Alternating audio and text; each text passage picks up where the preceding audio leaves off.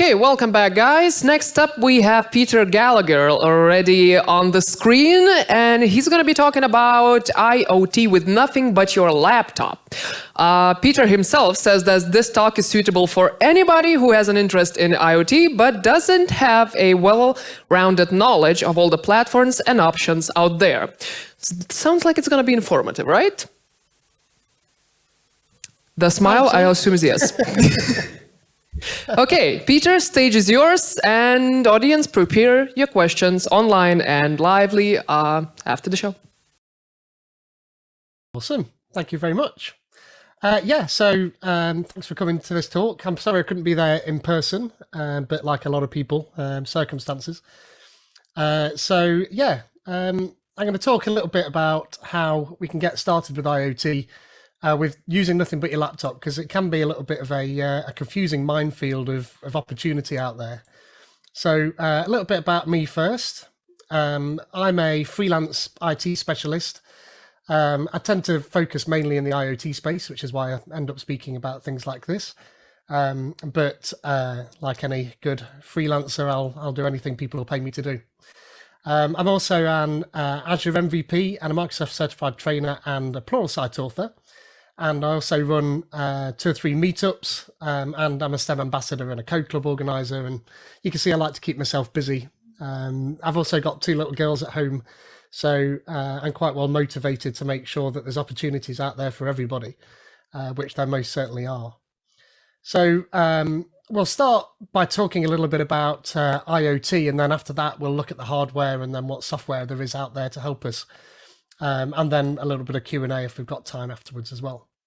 So what is IoT? Well, I mean, most of us know IoT through things like the Nest thermostat or the Amazon Alexa or Hue bulbs or smartwatches, wearables, things like that.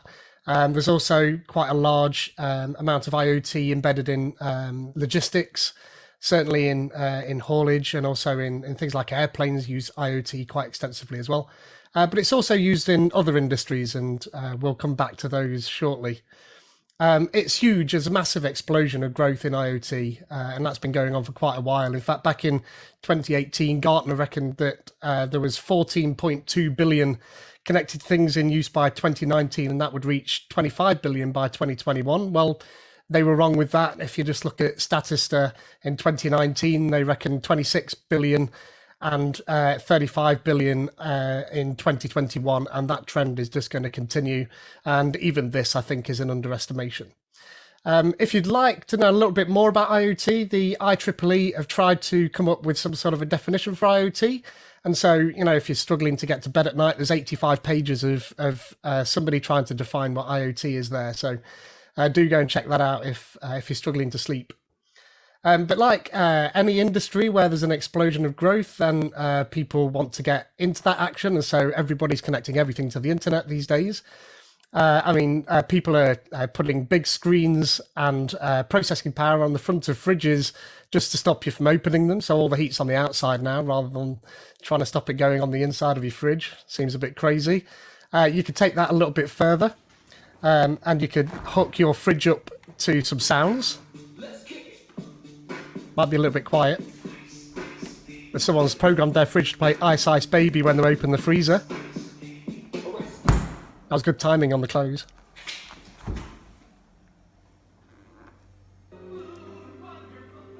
I like that. Food, glorious food when you open the fridge side. But that's great until you go away and then it malfunctions and your wife at home is now stuck listening to Ice Ice Baby on repeat coming from your smart fridge. So be careful what you do with your fridge.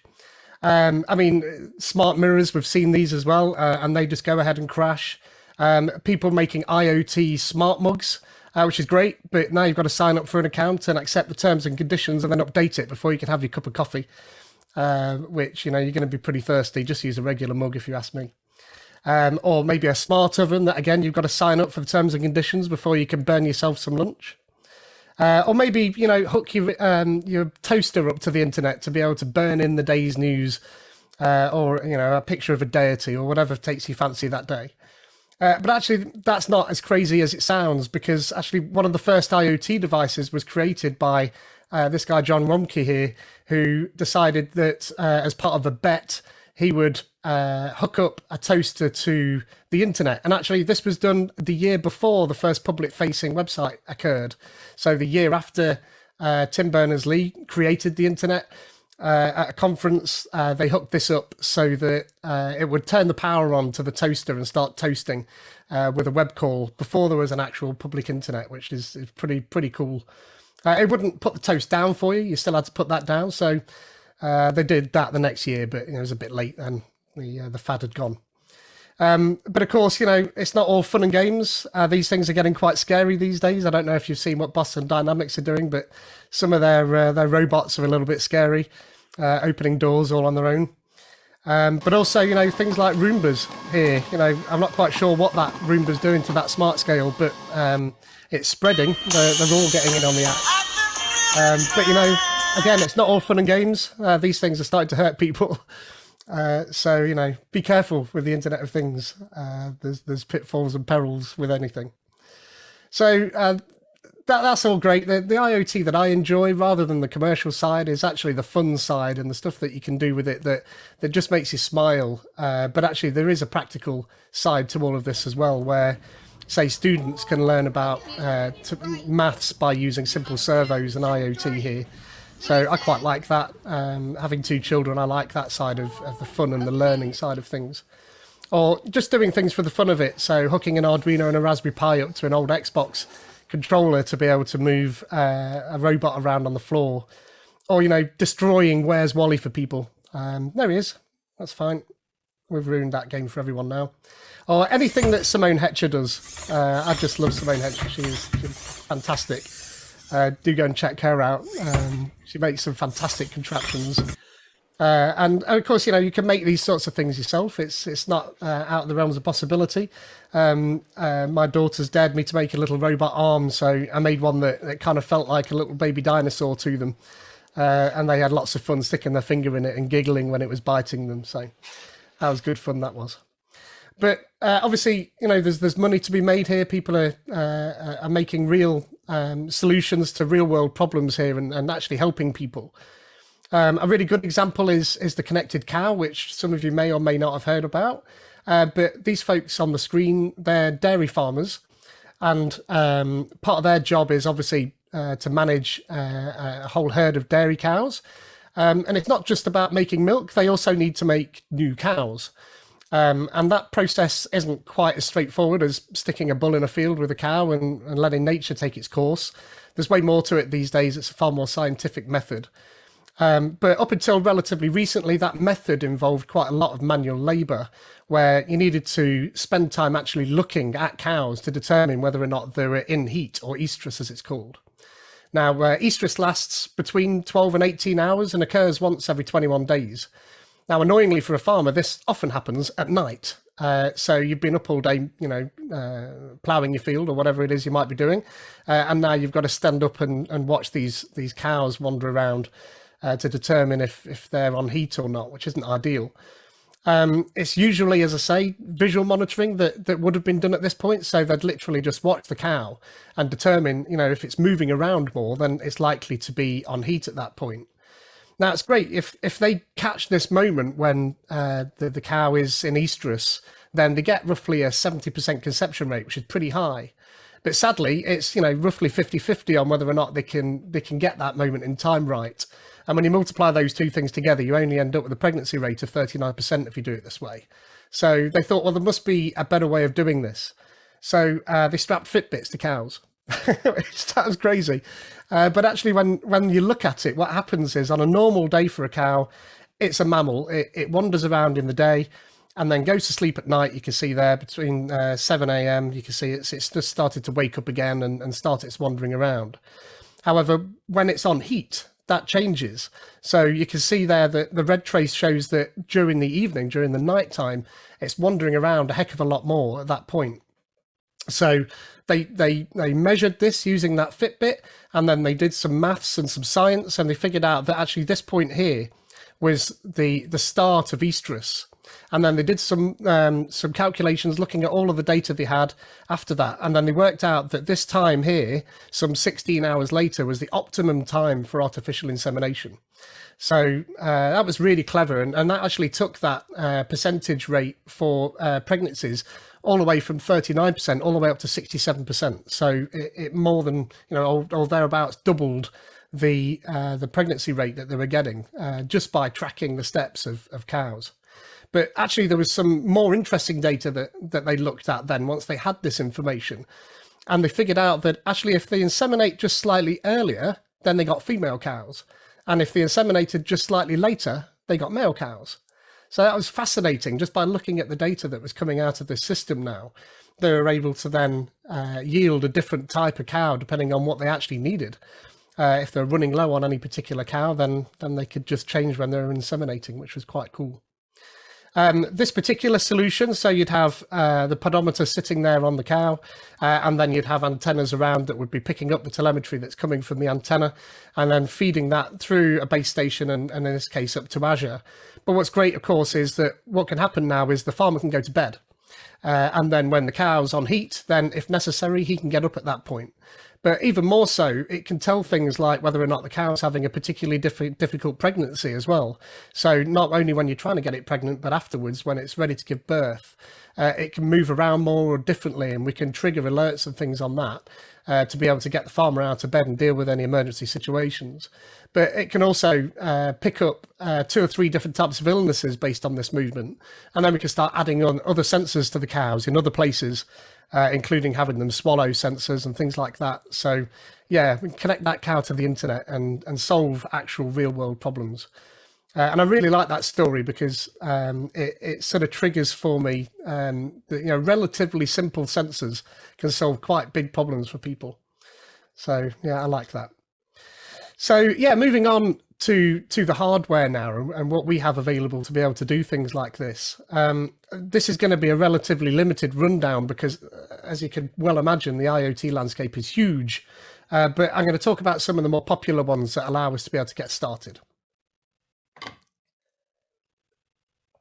So I'm going to run through this in a relative order, starting with relatively low powered and then going upwards from there. So I'm going to start with the micro bit. And actually, I love this device. It's fantastic, but it was really aimed at children in schools.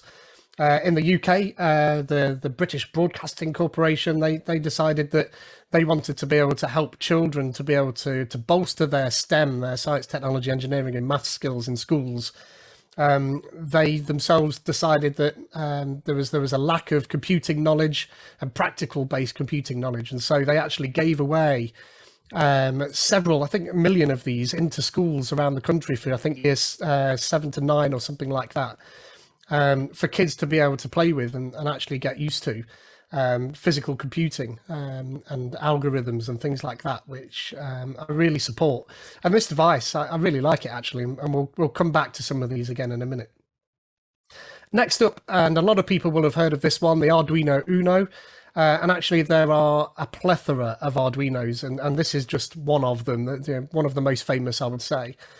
But this device is relatively low-priced, low-power device, but pretty capable of doing, a great deal of well-paced IoT work, and certainly great for prototyping. Next up, we've got something like the ESP32, which builds on that Arduino platform, but adds in things like Wi-Fi and BLE, which is now becoming ubiquitous. This is, I think, if you were to pick out some of the smart lights out of the IKEA range, then you'll probably find an ESP32 in them. So people are using these because they're quite reasonably powered devices, but mega cheap. So Feather Huzzar's another one. So that's probably been around a little bit longer than the ESP32, but again, a Wi-Fi based board. And then we've got things like the Particle Argon, which is a slightly different system. So it's still an Arduino based system here. And in fact, this has got an ESP32 coprocessor sitting on it. So dual processor board, this one. But you are kind of vendor locked with the Particle systems where you're expected to use their IDE, their online IDE, to be able to control these. It does come with a whole heap of advantages when you do that, because we can do things like remote programming and fleet management and stuff like that. But again, you're locked into that particular vendor.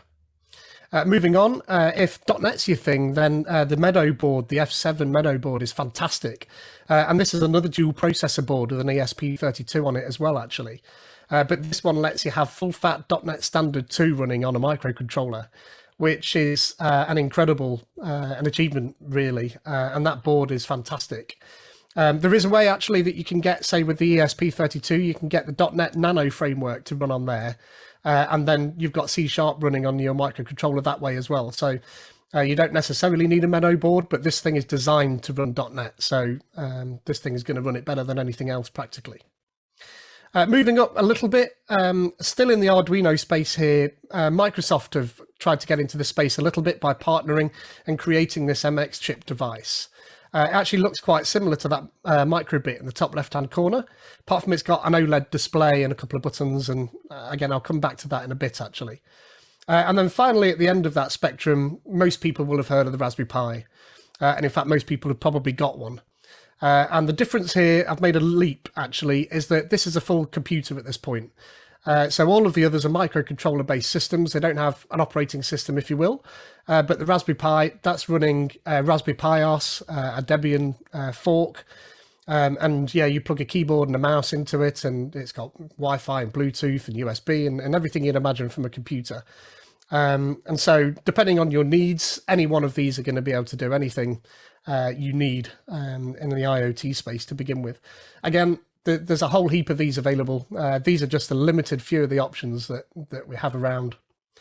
The microbit, I'm going to talk about 3 of these different options in a bit more detail. I'm not going to go through all of the stuff on there, but actually the cost down at £15 is the thing to look at here. This is a cheap device, but actually quite capable. It's got a micro USB connector here to connect it to your machine, your PC, or your Mac. It's got a couple of programmable buttons and a 5x5 grid of LEDs, which you can actually flip to turn into a light sensor with some clever science, which is quite cool. It's got 3 digital and analog ports, but actually they split out. You can just about see the individual pins in between those larger pins there. We've got Bluetooth and radio built in here as well, and this V2 version adds a speaker and a microphone as well, so we can do sound detection and also play, tunes and things like that, which obviously appeals to children in that way as well. And an accelerometer, compass, and a temperature sensor there as well. So the standard IoT sensor specs there usually. The Arduino Uno, if you want to buy an actual proper legit Arduino Uno, then roughly 20-25 quid, something like that, depending on where you get it from. But if you buy one of the knockoff ones, and what's great about this is it's an open source design, and so people have copied it and then released their own versions of it. It used to be a problem back in the day because the drivers didn't used to be compatible, but now everything just works. And so, a $5 or less, in fact, you can buy yourself a replica Arduino Uno and it'll just work. So that's fantastic. This thing's got 20 GPIO pins, a full-size USB, and 14 digital, and then we've got PWM, SPI, and UARTs built into this as well. We've got a bunch of analog inputs available to us as well, which is dead handy. And then a separate power input, so if you're going to drive things like robots, you remember that robot arm that I kind of jokingly showed you there that I built? Actually, we need a separate power supply input for that perhaps. Because we had 3 servos on that, and that can take quite a lot of power. The difference with this board is there are no sensors or Wi-Fi built into this particular board, but what you can do is you can bolt on these things called shields, and so they plug into those pins that you can see top and bottom, and add extra components and extra functionality on there to be able to bolster it and make it do exactly what you want it to do. And there are a plethora of them out there. You don't need to worry. There'll be a board to do what you want it to do out there. Microsoft's foray into this, the MX chip, a bit more expensive, 35-ish pounds for one of these. And again, it's got a pretty capable microcontroller on it, more capable than the microchip and the Arduino devices there. And again, a USB to connect that to your machine. It's got 25 GPIO pins, and again, you can see it kind of looks like that microbit sort of design there, and that's on purpose. We've got digital PWM, SPI, UARTs, so everything you'd need to be able to drive devices connected to this as well, and analog inputs just like the Arduino too. It's got this lovely OLED screen on there that people have rickrolled, of course. You put a screen on there and somebody's going to rickroll that, but I found that quite good. And some user buttons. What's great about this is that it's designed with Azure in mind. So if sort of getting into the cloud side of things is your reason for doing IoT, then this is a great device.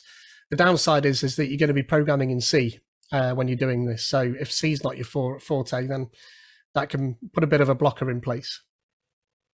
And then moving on to the Raspberry Pi, and this is a different beast altogether, of course. I mean, I've put the cost of 35 quid down there, and that'll get you a 2 gig Raspberry Pi 4, maybe, if you can find one in stock. But of course, you're going to need an SD card and a power supply, and then possibly peripherals like a keyboard and a mouse and a monitor. So the base cost is quite low, but it depends on what you actually need to buy on top of that. What's mega about the Raspberry Pi, though, is that there are 2 of them in space. And in fact, they're about to swap them out there. I think the ones that are in space might be Raspberry Pi 3s. But Tim Peake's mission took a couple of them up there in this Astro Pi box. So what's in there is a Raspberry Pi and a Sense hat, as it's called. So just like the Arduino, we can plug in hats, as they're called, the equivalent of shields, onto the top of the Raspberry Pi to add extra functionality. And this Astro Pi hat, that's got an accelerometer and a magnetometer and a couple of a button and a little joystick and temperature sensing. So what it's doing, though, is allowing children to be able to run experiments in space. So these 2 live on the space station, and then every year there's a challenge, an Astro Pi challenge, and children can write experiments and submit them, and then some get chosen to be able to run them in space, which is incredible. So if you want a way to motivate children to get involved in IoT and STEM, then tell them their code's going to run in space, and that's going to motivate anybody. So yeah, there's Tim Peake holding that Astro Pi up on the space station, which is fantastic. That's what the Sense hat looks like when it's in its flesh. So obviously you couldn't see it, but it's inside the box. But yeah, it just sits there on top of the Pi and adds that functionality. The Pi itself is a full computer running Linux, as I explained. It's got 40 GPIO pins and some digital I/O, obviously embedded in that. SPI again, UARTs, I2C, PWMs. Amazingly, it's got dual 4K HDMI outputs, which is incredible to be able to fit this into a little credit card size computer. It's got 4 USBs and 2 of them are 3.1, which is cool as well. A gigabit Ethernet, and as I say, loads of hats to be able to bolster the functionality up to whatever you want it to be able to do. So yeah, that just gives you a rough idea of some of the options that's out there. And it could be that you look at that and your head just explodes. Like there's too much choice. I'm not quite sure which one of those I'm supposed to choose, or and I don't want to make the mistake of buying it and not using it. Or it could be that you're worried that you're going to, plug it in and then make the magic smoke start appearing out of your freshly bought IoT kit. And so you don't want to do that either. And so most of the time people just open the drawer and chuck it in the drawer and leave it in there. And it's amazing the number of people that I speak to, and they say, oh, I've got a Raspberry Pi. And what are you doing with it? Oh, nothing. It's just in a drawer. And yeah, I don't know what to do with it. So that's kind of the impetus for this talk, really. So that's enough of the slides. I want to talk about the software that's available to us now. So I'll start with the microbit, and then we'll come back to the slides at the end when we've done all of the bits of software. So switch over here. So I'm going to start again, as I say, with the microbit. And what we have here is MakeCode from Microsoft. So if you've ever used something like Scratch, then you'll recognize this sort of a design paradigm. So we've got a block-based design here, and we just drag things onto it. On the left-hand side over here, we've got the microbit itself, and this is a working simulator of the microbit. So what I can do is, if I just grab something from the basic side here, I can bring that into the on start, and then we'll see on the left-hand side, that is reflected automatically on the simulated microbit on the left. We can see we've got a couple of buttons here, and we can actually use those. So if I go to input, I can drag this on button A pressed block onto the designer, and then we can show a different icon in there, say we'll show a tick, and then likewise we can do an on button B pressed. If I just drop that out, and then we do another icon. And I mean, flashing an LED or showing something on the display, this is the standard hello world stuff that you're going to do when you do any IoT. So if I press the A button on here now, then we get the tick, and the B button, then we get the home. So I mean, that gets you started immediately with the microbit without needing to buy one, obviously, which is great. But we could do more than that. So if I click advanced down here and then click pins, then we've got some extra things that we can do here. And if I scroll down a little bit, there's a servo right pin. And if I grab that and drag that onto the A, watch what happens on the left-hand side. Now we've got a servo. And if I do that again, and servo right pin, put that on the B, and we set this to 0 on there, what we can do now is, if I press the buttons, we can move the servo. That might seem a little naff, now I can just move a servo from left to right, but actually what we've got there is the beginnings of a robot arm. You add 2 more servos onto that, and then you're pretty much where I was with that jangly robot arm that I showed you at the start. And actually, although they don't make it very easy for us with these crop clips down here, the colors that are down at the bottom here, the yellow, red, and brown, they're pretty common on most servos. So it's showing you exactly how you wire this up, which is fantastic. So yeah, I mean, that gives you a basic idea of how you could teach a person or a child or anybody actually how you could get started with IoT to make a basic robot arm work, which I really like. So moving up a little bit, let's go this way. There we go. The next thing I want to show you is something called Tinkercad. So I love this actually. It's a massively powerful piece of free software that gives us essentially a circuit playground.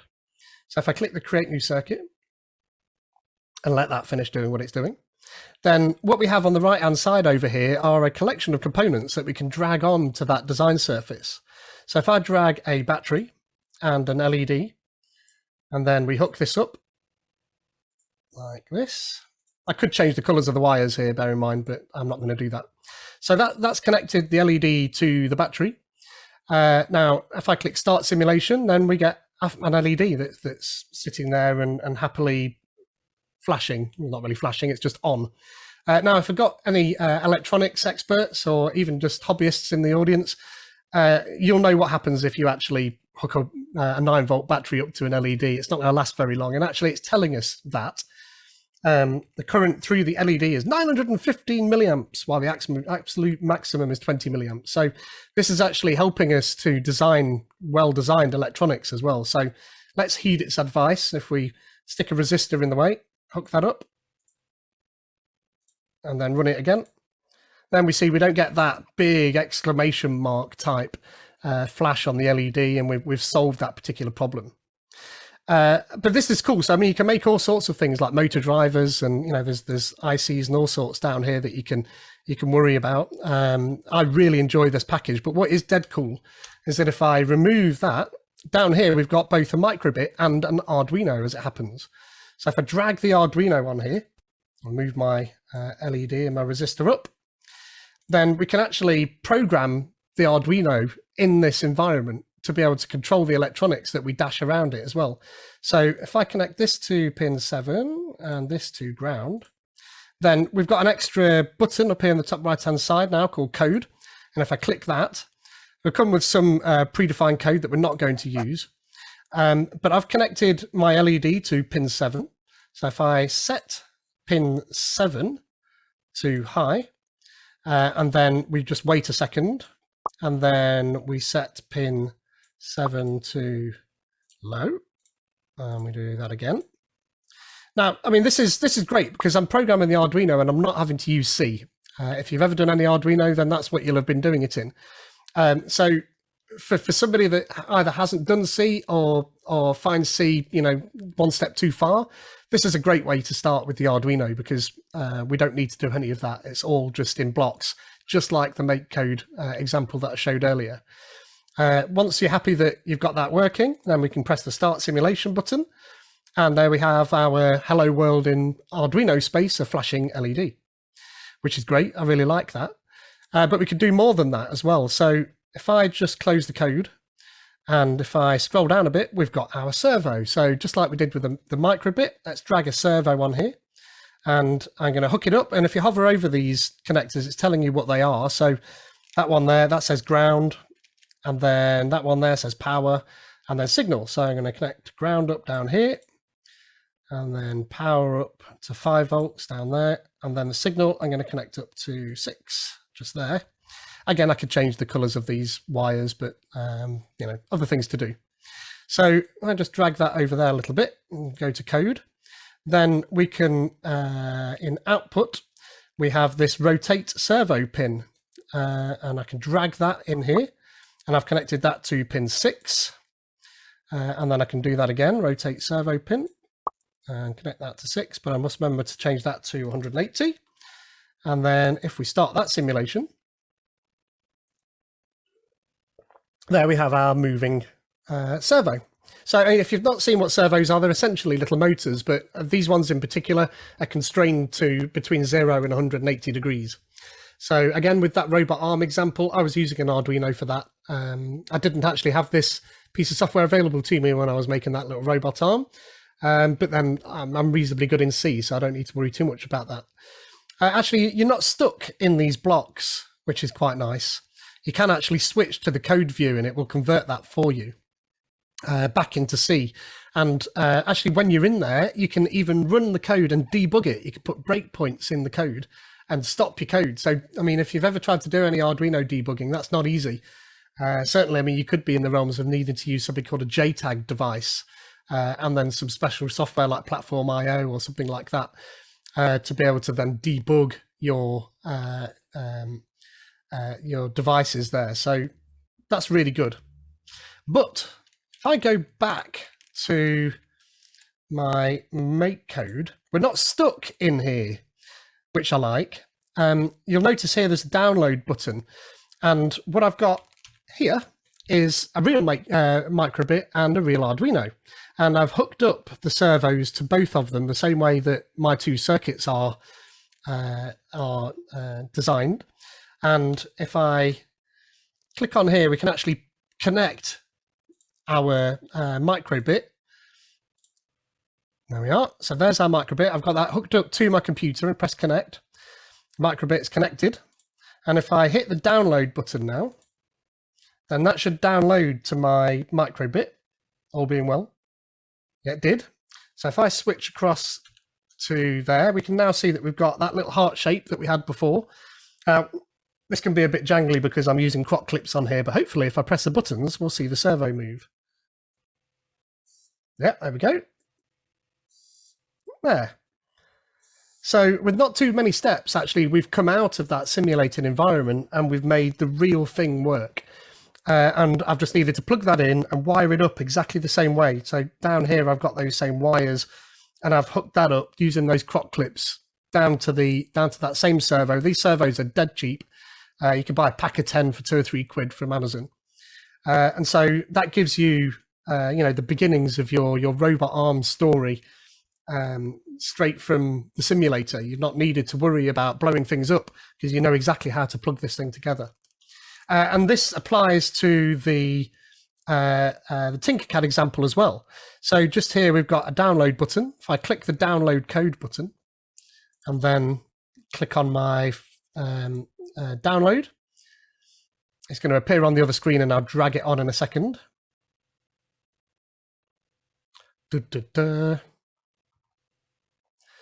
So it's complaining down here that it needs to be in another folder.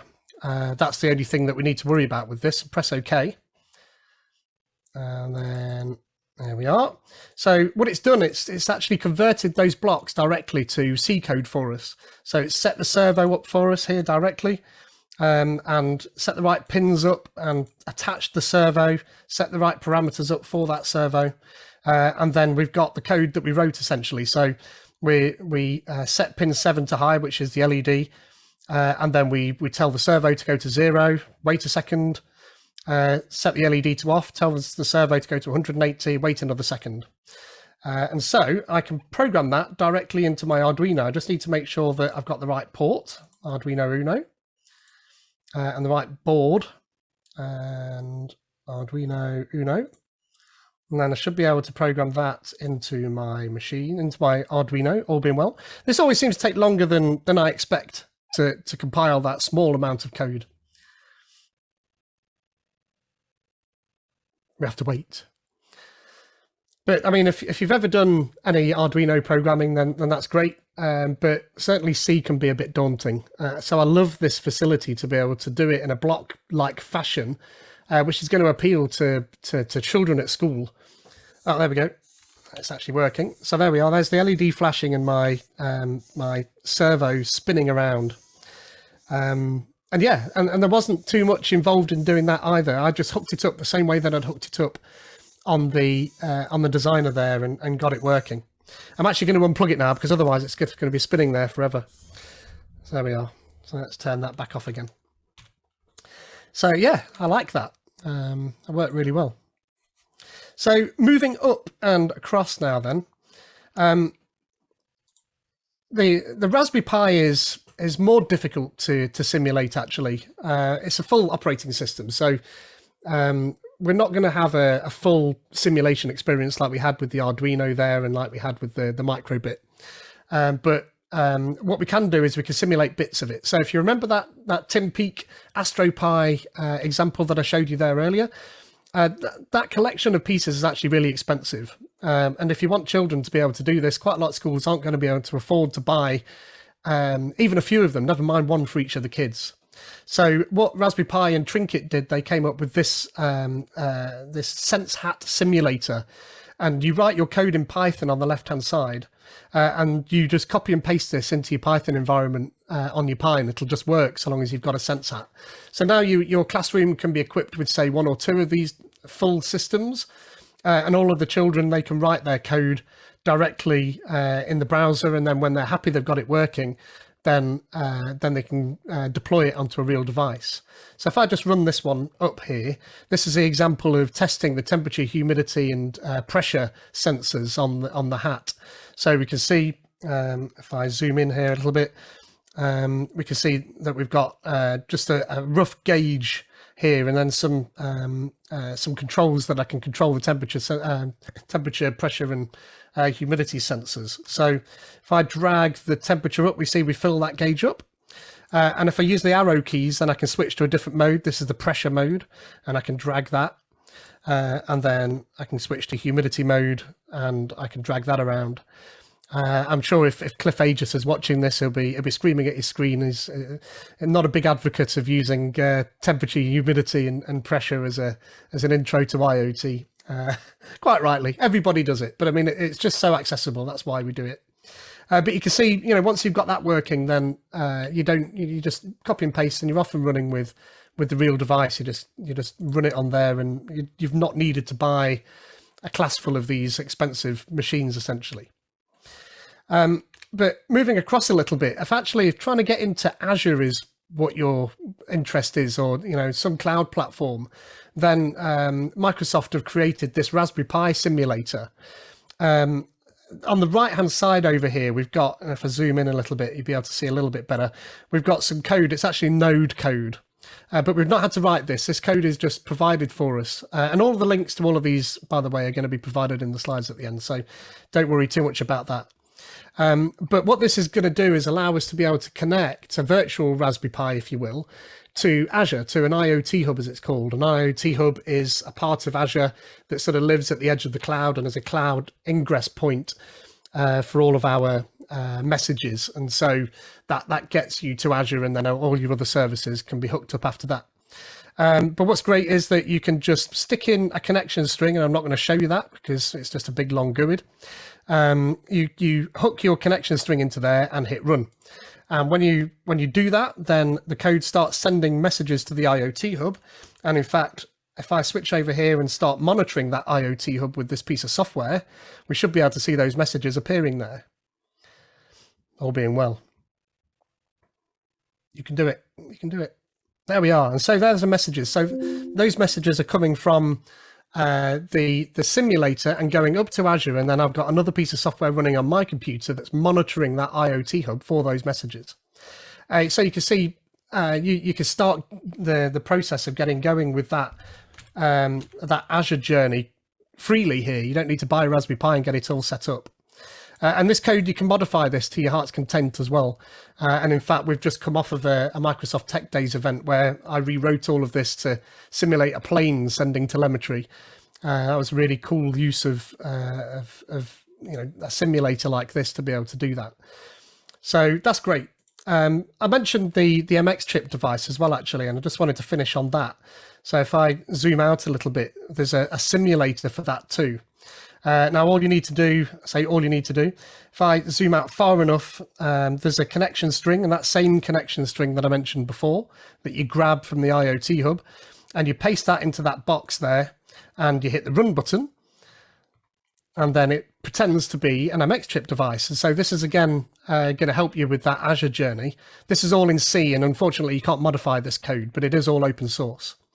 If I press the A button and then shake, what that does is connect itself to Azure and send a message. So if I scroll across here, then we should get, there we are. There's just a simple message that simulator is sent up as well. So this is great because both of these solutions that we've got here will guide you through that. So this deploy button down in the bottom left-hand corner, we hit that and that'll actually deploy the necessary services to Azure for you. All you need is the account. With the Raspberry Pi simulator, there's a help at the top up here. And if we hit that, then that runs you through everything that you need to get started with how you control this simulator and set up the Azure services around it. So yeah, that's great. So, I mean, that's the main pieces of software that I wanted to show you. And there you go. So I can hear some sounds. I don't know if that was from me or not, but either way. So we talked about Make Code, and there's a link to that there. For the Arduino, we talked about Tinkercad, which I absolutely love. I can't believe this is free, to be perfectly honest. Really powerful piece of electronics playground. Then the Raspberry Pi, the SenseHat emulator, the Azure simulator, and then the MX chip simulator as well. So I mean, at this point, hopefully you're relatively excited and you want to go off and start having a play yourself. You just build something that you find interesting. I built a fruit and veg piano for the children's fete at school one year. I quite liked. That's my wife playing that. Thank you very much. I also, for another talk, I've built a SignalR and Raspberry Pi controlled robot arm that I can also control with an Oculus Quest headset. And although it kind of feels a little bit silly, it's not. It's got real world applications, this has. And I learned a whole heap of different pieces of tech while I was doing that. It was dead cool. Do go and follow some awesome IoT people out there. Mohit Boita, he makes some beautiful IoT creations. Follow anything that Simone Hetcher does. She cracks me up. She's absolutely awesome. But again, this sort of stuff through play, making something that makes it interesting to you can really get you started. And then there's some links here. I'm not going to dwell on those, but you can go and grab all of the bits of software there you can see, and they're all free. There's some future learning stuff here as well. So the Connected Cow, there's a longer talk by a Microsoft employee you can go and watch there. If you wanted to get serious about your IoT learnings, then there's a Microsoft certification for IoT. Go and check that out. And then there's all sorts of decent IoT learning material in the Docs and Learn from Microsoft as well. There's a Pluralsight course that you can go and study that myself and a few other authors have created to help you pass AZ220. And myself, Cliff Aegis, and Maria Anastasia Mustaka, we host a weekly IoT show on Twitch as well. And then if you wanted to get in touch with me, then there's a whole heap of different places you can do that. And in fact, probably just Twitter's going to be the easiest place, at Pete_codes. And today's slides, you can grab those from that bit.ly at the bottom of the screen there. They should be available now. And with that, I'll take a bunch of questions if there are any.